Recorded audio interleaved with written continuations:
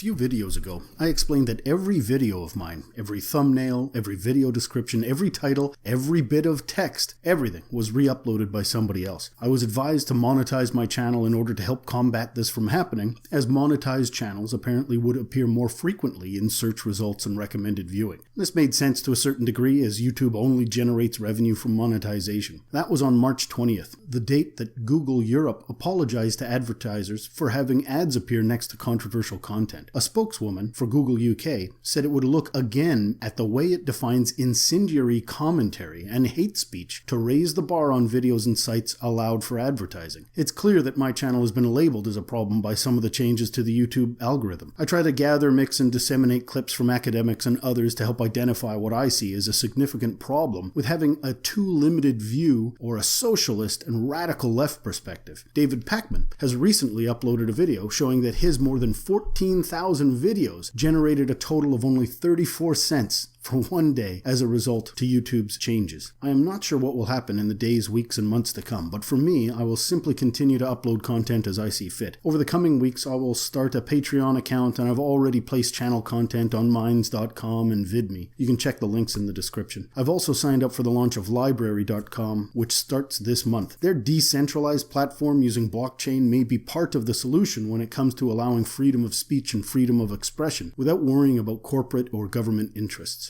Alright, enough about that, let's move on for now. Niall Ferguson is a historian. He is the Lawrence A. Tisch Professor of History at Harvard University, a Senior Research Fellow at University of Oxford, and a Senior Fellow at Stanford University. He is also the husband of Ayaan Hirsi Ali. On October 28, 2016, he received the Philip Merrill Award for Outstanding Contributions to Liberal Arts Education. The following clips are taken from his acceptance speech. He begins by lamenting the declining enrollment and changes within course structure and history departments found within universities today.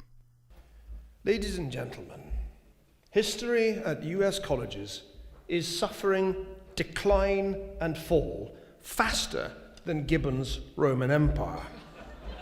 Now, there is a variety of social and economic explanations for this decline. However, I believe it is the changing content of history courses that is the best explanation. The data reveal a very big increase in the number of historians who specialize in women and gender, which has risen from 1% of the total to almost 10%. This is now the single most important historical subfield in the academy. Cultural history, from under 4% to nearly 8%, is next. The history of race and ethnicity has also gone up by a factor of more than 3. Environmental history is another big winner. The losers in this structural shift are diplomatic and international history, legal and constitutional history, and intellectual history. Social and economic history have also declined. All of these have fallen to less than half their 1970 shares of the profession. All these transformations of history as a discipline are generally celebrated as a triumph for diversity. I fear this triumph has come at a significant price. I submit to you that a list of significant historical subjects that omitted the majority of the following 20 would be regarded as incomplete in the eyes of any reputable newspaper, magazine, textbook, or encyclopedia publisher. Number 1, any period of British history. Number 2, I'm just getting started. Number 2, the Reformation. Number 3, the Scientific Revolution. Number 4, the Enlightenment. The American Revolution. The French Revolution. The US Constitution. The Industrial Revolution. The American Civil War. German unification. World War I. The Russian Revolution. The Great Depression. The rise of fascism. The Third Reich. World War II. Decolonization. The Cold War. The history of Israel, European integration. 20. He reviewed the history courses available at Harvard, Stanford, and Yale universities. At Harvard, of the 20 items listed that he found, as a historian, of great importance, only 7 were available, and German unification, fascism, and the Third Reich were covered by a single course. The Russian Revolution, the Great Depression, the Cold War, and European integration were the other 4 that were offered. At Harvard, the history department had 55 faculty members, with 7 on leave at the time, so 48 faculty members were available at the time that he looked into the statistics and the data. And remember, he is associated with both Harvard and Stanford, so his interest here is not to point a finger elsewhere. At Yale, 2 courses covered European civilization from 1684 to 1945 and military history of the West since 1500. Aside from those 2 courses, only 4 others, 6 in total, from a faculty of 67 are engaged in teaching any topic from the list of 20. At Stanford, 6 courses are offered that relate to any of the 20 topics, leaving 42 faculty members teaching history courses outside of the list of 20 topics. To understand why history is an academic discipline in decline, it's worth looking at some of the courses that are available at Harvard, Stanford, and Yale this fall. Are you sitting comfortably? Take, for example, Harvard's History 1954, Emotions in History. The course description is as follows. What is the place of emotion in history? We will explore some possible analytic frames for the history of emotion and debates over the subjectivity of history, and consider their application to case studies drawn from Australian history.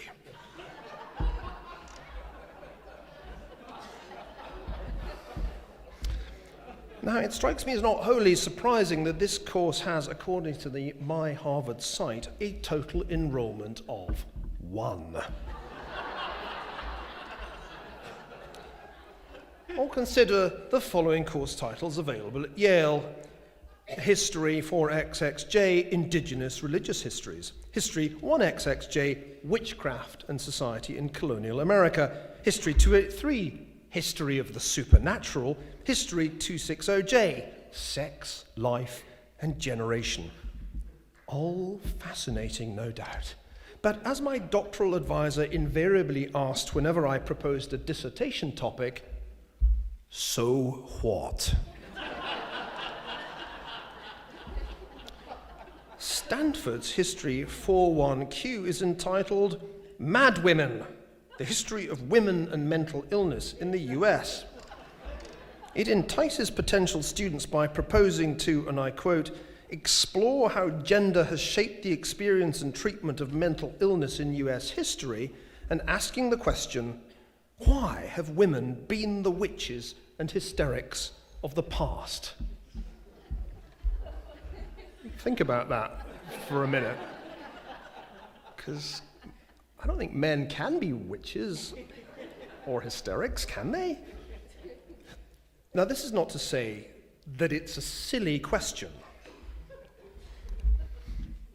just that it's a less important question than how the United States became an independent republic with a constitution based on the idea of limited government, or how it survived a civil war over the institution of slavery. It just seems less important than that. He states clearly that he is not saying there is no value in the history courses that are available, but feels that undergraduates looking to increase their familiarity with publicly significant events in modern history would be justified in feeling shortchanged. Niall Ferguson then claims that there are 2 problems with the new history that has displaced the old. The first, he states, is that much of it is so disconnected from contemporary concerns. Recently, a Harvard student provided him with some examples of the cultural history classes they had been forced to take in order to graduate. Generally, they focus on the customs of a small subset of an ethnic population within a certain area at a certain time. One gets to know the habits of New York restaurant goers in the 1870s, or the makeup of various Caribbean ethnic groups in areas of Brooklyn that made up the West Indian Day Parade in the 1960s. Real examples from my last year, very well. But the subject matter is so obscure that any hope for comparison or relevance is lost. The second problem is how overtly politicized the courses are. Some courses are so skewed by contemporary concerns that they are fundamentally unhistorical. For example, Stanford's History 3A, Making Palestine Visible, claims to show, and I quote, how Palestinian claims to rights have been rendered illegible for much of the American public. The course description goes on, this learning experience incorporating discussion and clarification at its core connects with the National and Stanford campus discussion of activism on Israel-Palestine, end quote. The same university's History 263D, Junipero Serra, requires students to participate in a, quote, formal debate on the ethics of naming university or public buildings after historical figures with contested pasts, end quote. To suggest that there's anything wrong with this kind of thing is to take a great risk in our age of trigger warnings and safe spaces. But I'm fairly certain there is something wrong with it. Namely, the overt importation into the classroom of politics, a practice that Max Weber rightly condemned in his Science as a Vocation. Courses such as these, ladies and gentlemen, are part of what might be called an anachronistic turn, an impulse to judge the past by the moral standards of the present, and even to efface its traces in a kind of modern-day iconoclasm when these are deemed offensive. History, in short, is in trouble. History departments neglect the defining events of modern world history in favor of topics that either are arcane or are agitprop, and sometimes both. The result has been a sustained and eminently predictable decline in history enrollments. The long-term effects on the elite who are educated at top American universities are, I think, unlikely to be positive. The United States of Amnesia will get no better at learning from history if the people who end up running the Republic know next to none at all.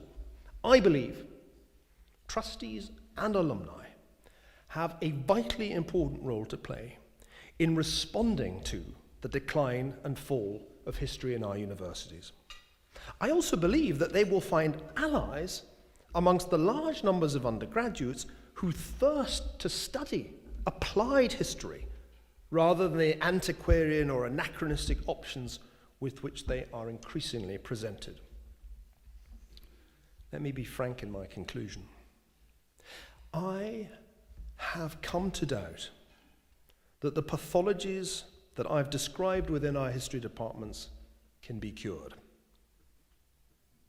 Strange though it seems to me, those who have driven this transformation of history are too deeply entrenched in these institutions and too committed to their cause to pay heed to the declining enrollments.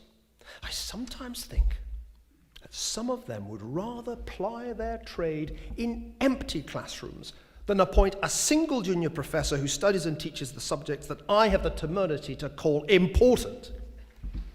And yet,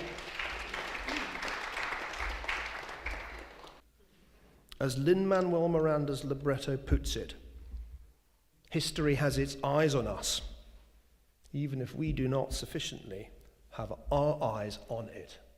Thank you very much indeed. Remember, like and subscribe, but most importantly, leave comments and engage with others. Open discussion is always needed. If you have nothing valid to say, ZeroFox given.